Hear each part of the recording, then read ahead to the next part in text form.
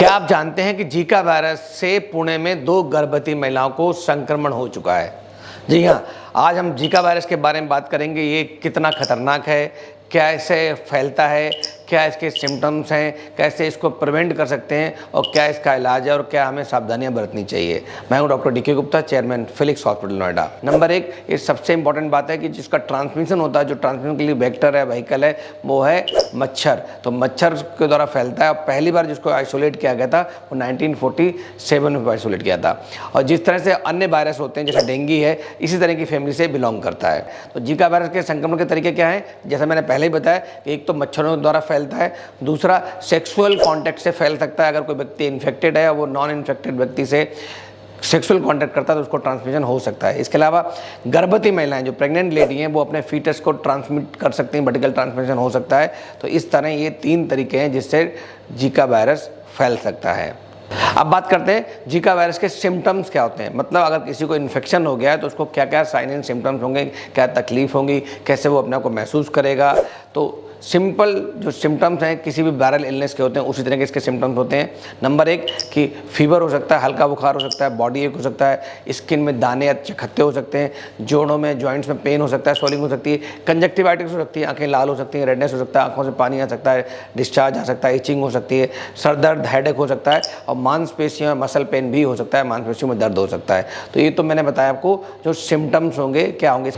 अब बात करते हैं कि ये क्यों खतरनाक है, क्या सीरियसनेस है। अगर किसी गर्भवती महिला को जीका वायरस का इन्फेक्शन होता है तो उसके लिए ये समझना बहुत इंपॉर्टेंट है कि अगर फर्स्ट ट्राइमेस्टर में जीका वायरस का इन्फेक्शन होता है तो जो बच्चा अंदर पल रहा है, जो फीटस है, उसके अंदर कंजेनाइटल मेलफॉर्मेशन भी हो सकते हैं।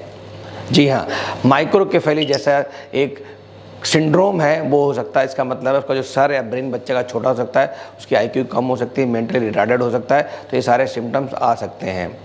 कभी कभी ये भी हो सकता है इसके अतिरिक्त कि जो बच्चों की जो मसल्स हैं या जो एडल्ट जिनको इन्फेक्शन हो उनकी मसल्स वीक हो सकती हैं, मांसपेशियाँ कमज़ोर हो सकती हैं, मस्कुलर डिस्ट्रॉफी हो सकती है।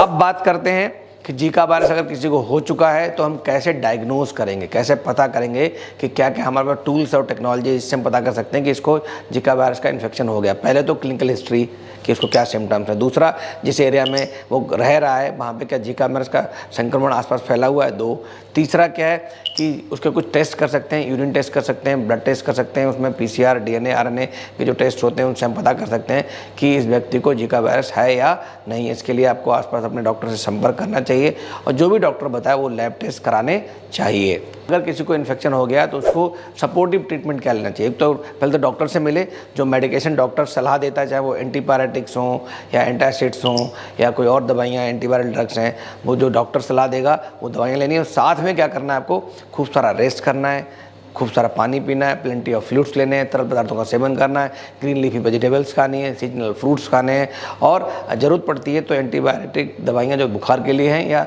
दर्द के लिए एनाल्जेसिक दवाइयाँ वो ले सकते हैं। अब बात करते हैं प्रिवेंशन की। प्रिवेंशन बहुत इंपॉर्टेंट है। अगर इन्फेक्शन ना हो तो इससे अच्छी कोई बात ही नहीं हो सकती है। उसके लिए क्या करें, आपको मच्छरों से बचना पड़ेगा।